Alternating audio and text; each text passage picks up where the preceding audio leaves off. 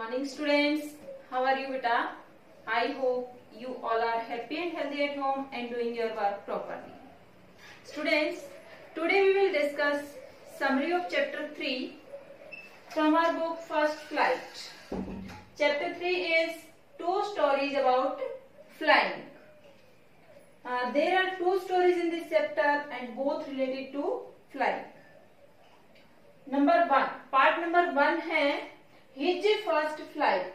His यहाँ पर refer करता है एक सीगल को। सीगल क्या होता है? ए सी बर्ड, समुद्री बर्ड होता है। रिटन बाय लियाम ओ फ्लैहर्टी। ये जो फर्स्ट पार्ट है ये लिखा गया है लियाम ओ फ्लैहर्टी के द्वारा। स्टूडेंट्स, हमें बोथ पार्ट्स के नाम और उनके राइटर्स के नाम अलग से लर्न करने हैं। Now let's discuss the characters in this story. Number 1 is young seagull. Young means क्या है? छोटा बच्चा। Seagull, seabird. One who is unable to fly due to fear. किस तरह का है वो? वो ऐसा है कि वह unable है to fly, उड़ने के योग्य नहीं है, उड़ नहीं पाता है डर की वजह से। उसे बहुत अधिक डर लगता है उड़ने से और इसलिए वह उड़ान नहीं भरता है। Next is family of seagulls. Seagulls का परिवार है, फैमिली है, सारे सीगल इसमें शामिल हैं। कितने मेंबर्स है? There are 6 members in the family. इस परिवार में 6 मेंबर्स हैं, 6 सदस्य कहेंगे हम ऑफ सीगल्स। जो फैमिली है सीगल्स की उसमें 6 मेंबर्स हैं। दे आर, कौन कौन है वो 6 मेंबर्स? मदर सीगल है, फादर सीगल है, 3 सन्स हैं एंड 1 डॉटर। कौन कौन है? मदर सीगल, फादर सीगल, 3 उनके सन सीगल है और एक डॉटर है। Let's discuss the summary of this chapter. यहाँ पर कौन है? जो छोटा सीगल है वो उड़ने से बहुत अधिक डरा हुआ है। पूरा परिवार उसका, पूरा परिवार में कौन कौन है? इसके 2 भाई बसते हैं, एक बहन और पेरेंट्स। उड़ करके चले गए हैं, उसको काफी मोटिवेट करते हैं, कोशिश करते हैं, बट वह थोड़ा बहुत चलता है, फिर डर करके वापस अपने शिलाफलक में जहां पर उसने अपना होल बनाया हुआ है वहां पर छिप जाता है, नहीं जाता है उड़ान भरने के लिए। अब पेरेंट्स हैं वो काफी परेशान हैं। जो बाकी 2 भाई और एक बहन बचे हैं उसके, उन्होंने अपने पेरेंट्स को देख करके, मदर सीगल और फादर सीगल को देख करके उड़ने की कला सीख ली है। बट यंग सीगल इतना डरा हुआ है कि वह अपना कॉरेज है वो मस्टर अप नहीं कर पाता है, अपना साहस नहीं बटोर पाता है उड़ान भरने के लिए। और एक दिन फैमिली है वो उसको अकेला छोड़ देते हैं, काफी डांटते हैं, डपटते हैं, प्यार से सिखाने की कोशिश करते हैं, वह नहीं उड़ पाता है। तो परिवार एक प्लान बनाता है, उसको अकेला उस लेज पर, उस शिलाफलक पर, बड़ी चट्टान पर छोड़ करके चले जाते हैं जहां पर वो रहते थे। दूसरी तरफ चले जाते हैं। अब वह देखता है कि सभी उसके फैमिली मेंबर्स हैं, उड़ रहे हैं, एंजॉय कर रहे हैं और वह वहीं पर रहता है। इस तरह उसको अकेला छोड़े हुए 24 आवर्स बीत जाते हैं। कोई भी फैमिली मेंबर उसके पास नहीं आता है। यंग सीगल अकेला है। अब भूख से, प्यास से उसका बुरा हाल हो रखा है। उसके पास कोई नहीं आता है खाना देने के लिए। सभी अपने उड़ान भरते हैं, अपना खाना बटोरना सीखते हैं उसके बहन भाई, और वह यह सब देखता है बट अपने अंदर इतना करेज नहीं लेकर के आ पाता कि वह उड़ सके।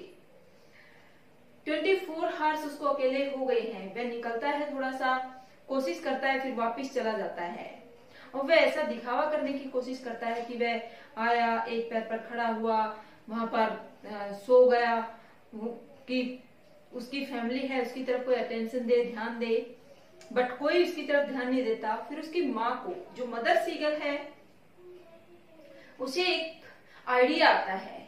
वो एक फिश लेती है और जो बिल्कुल उस शिलाफलक के उस लेज के अपोजिट में एक पठार था, प्लेटू था, उसके ऊपर मदर बैठती है और वो फिश खाना स्टार्ट कर देती है। अब वो आवाजें निकालता है, अपनी माँ को रिक्वेस्ट करता है कि मुझे भी खाना दे दिया जाए, बट माँ उसको इग्नोर कर देती है, उसकी तरफ ध्यान नहीं देती। अब उसे बुरा भी लगता है और जब खाना उसके सामने दिखता है, उसकी माँ खा रही है और वह भूखा है 24 आवर्स से, उसने कुछ नहीं खाया, इससे वो भूख से और पागल हो जाता है। भूख उसको पागल कर देती है और वह रिक्वेस्ट करता है तो उसकी माँ जो फिश वो खा रही थी वो अपनी बीक में लेकर के उसकी तरफ उड़ करके आती है। वो खुश हो जाता है कि माँ ने उसकी रिक्वेस्ट मान ली और उसे खाना मिलेगा, बट माँ उसके बिल्कुल नजदीक नहीं पहुंचती, थोड़ी दूर ठहर जाती है और वो झपट्टा मारता है माँ से फिश को छीनने के लिए, और इस झपट्टा मारने के दौरान वह नीचे समुद्र की तरफ गिर जाता है। अब वह आवाजें लगाता है, चीखता है, डर गया है बहुत अधिक, परंतु ये डर 1 या 2 मिनट में खत्म हो जाता है। अब उसके पंख है वो फैल जाते हैं, अब वो उड़ना शुरू कर देता है, वह नीचे समुद्र की तरफ जा रहा होता है। अब जब वो समुद्र पर लैंड करता है तो फिर से एक बार डर जाता है, क्योंकि उसके जो पैर हैं वो समुद्र के पानी में चले जाते हैं और उसे लगता है कि अब डूब जाएगा। तो फिर वह अपने पंखों को फड़फड़ाता है और ऊपर आता है। जब समुद्र का पानी उसकी बैली को टच करता है, पेट को टच करता है, तो वह अब इससे आगे नहीं डूबता है। पूरा परिवार अब उसके आसपास मंडरा जाता है, उसे अलग अलग वैरायटी की फिश खाने के लिए उसके सामने लेकर के आते हैं। सभी खुशी की आवाजें निकालते हैं, पूरा परिवार बहुत अधिक खुश हो जाता है। सो स्टूडेंट्स, देखा आपने किस तरह से यंग सीगल ने अपनी पहली उड़ान भरी। हिज फर्स्ट फ्लाइट, हिज कौन है? यंग सीगल है, और उसकी पहली उड़ान किस तरह से उसने की, काफी उसको इनकरेज किया गया, मोटिवेट किया गया, डांटा डपटा गया, आखिरकार उसे अपनी पहली उड़ान मजबूरी में भरनी पड़ी। यहाँ हमें राइटर क्या सिखाना चाहता है कि हमें परेशानियों से डरना नहीं चाहिए, हमें उनका सामना करना चाहिए। परिस्थितियां कैसी भी हों, हमें अपने साहस को कम नहीं करना चाहिए, हमें अपना कोरेज नहीं छोड़ना चाहिए, और कोरेज से यदि हम काम करेंगे तो निश्चित रूप से सफलता प्राप्त करेंगे। जिस तरह से यंग सीगल ने अपनी उड़ान भरी, उड़ना सीखा, जो कि स्टार्टिंग में डरा हुआ था, और जब उसके सामने परिस्थितियां ऐसी आई कि वो नीचे गिरने लगा, तो उसके पंख ऑटोमेटिकली अपने आप उसने उड़ना सीख लिया। जब मुसीबतें हमारे ऊपर आती हैं तो हम अपने आप उनको सहन करना सीख जाते हैं। Now let's discuss part number 2 of this story. Chapter 3, 2 stories about flying, part 2, The Black Aeroplane, written by Frederick Forsyth. Let's discuss the main characters in this part. Number 1, the narrator. The pilot who was flying his Dakota. कौन है narrator? वो pilot है जो कि अपना Dakota उसकी जहाज का नाम है, एरोप्लेन का नाम है, उसको उड़ा रहा था और फ्रांस के ऊपर बैक टू इंग्लैंड। फ्रांस से कहाँ जा रहा है? इंग्लैंड पे जा रहा है। Lost his way due to storm, और वह मार्ग भटक जाता है, खो जाता है वह रास्ते में, क्योंकि वहां पर स्टॉर्म आ गया था तूफान की वजह से। Next is the unknown friend, अपरिचित दोस्त उसको मिलता है। कौन है वो? A pilot who was flying the black aeroplane, एक पायलट जो कि उड़ा रहा था काले रंग के जहाज को। Help the narrator to find the way in the storm, वह पायलट है ब्लैक एरोप्लेन का, वो नरेटर की हेल्प करता है जिस तूफान में नरेटर फंस गया था उससे बाहर आने में, रास्ता ढूंढने में। नेक्स्ट है द वुमेन। वुमेन कौन है? The working women in the control centre, काम करने वाली औरत जो कि ड्यूटी पर है कंट्रोल सेंटर में, नियंत्रण कक्ष में। whom the narrator asked about the unknown friend, जिससे नरेटर उस अपरिचित दोस्त के बारे में पूछता है। कौन? ब्लैक एरोप्लेन के पायलट के बारे में पूछता है। Unknown friend of the black aeroplane, जो ब्लैक एरोप्लेन का अननोन फ्रेंड है उसके बारे में नरेटर उस औरत से पूछताछ करता है। बेटा फर्स्ट पार्ट में सीगल के बारे में था, और यहाँ पर भी फ्लाइंग के बारे में बात है। द ब्लैक एरोप्लेन, एक काला जहाज जो कि नरेटर है वो उड़ा रहा है, फ्लाई कर रहा है। नरेटर क्या हो जाता है? खो जाता है आसमान में तूफान की वजह से। नरेटर किस तरह से उस तूफान से बाहर आता है वो हम डिस्कस करेंगे अभी। इस पार्ट सेकंड की द ब्लैक एरोप्लेन की समरी डिस्कस करते हैं।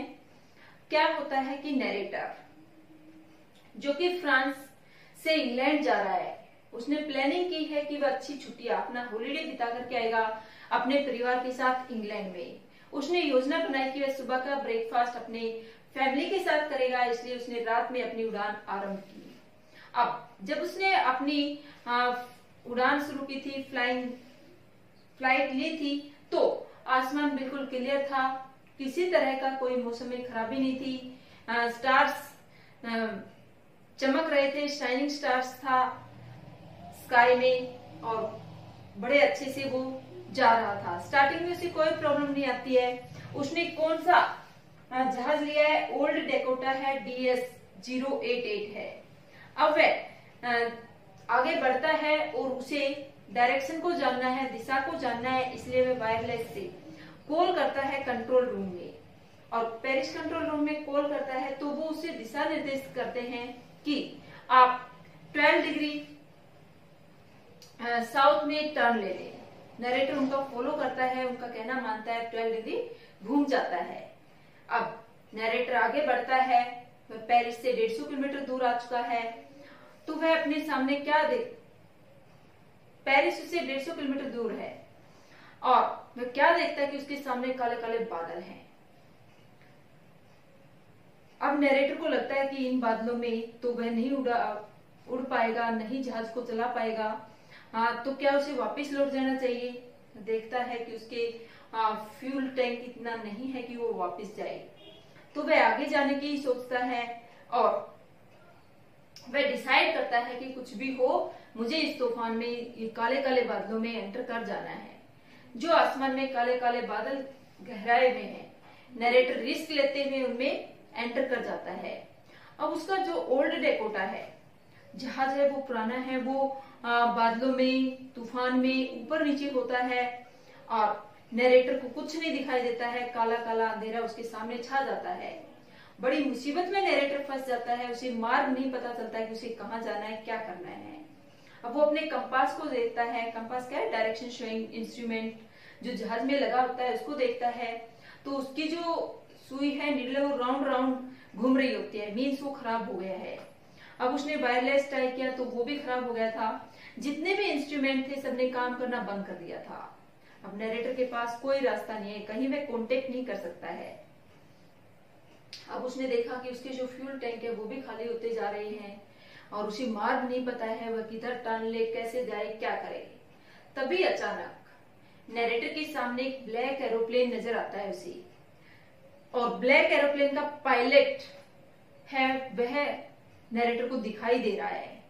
ब्लैक एरोप्लेन के ऊपर कोई विंग्स नहीं थे, विंग्स के ऊपर कोई लाइट नहीं थी, बट पायलट को नरेटर देख सकता था, और वो पायलट नरेटर को इशारा करता है कि तुम मेरे पीछे पीछे आ जाओ।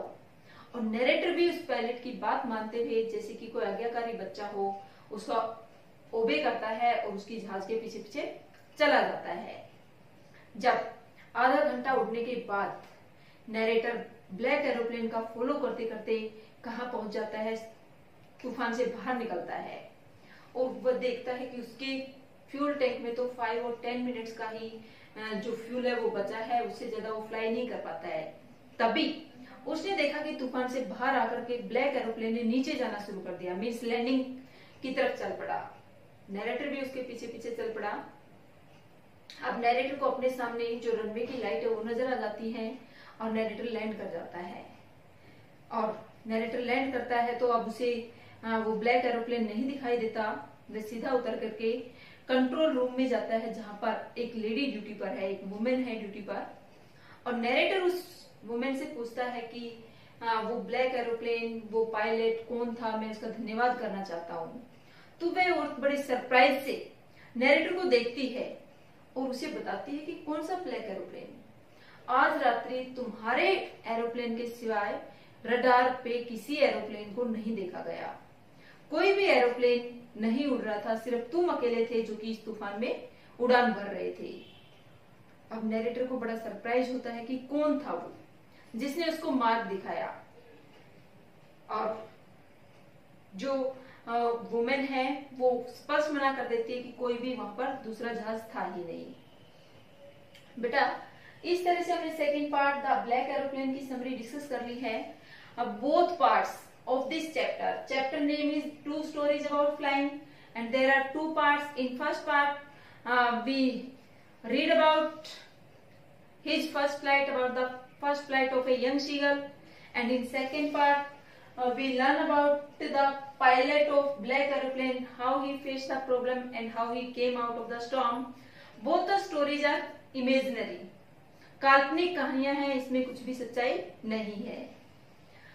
So I hope both the parts are clear to you. Thank you.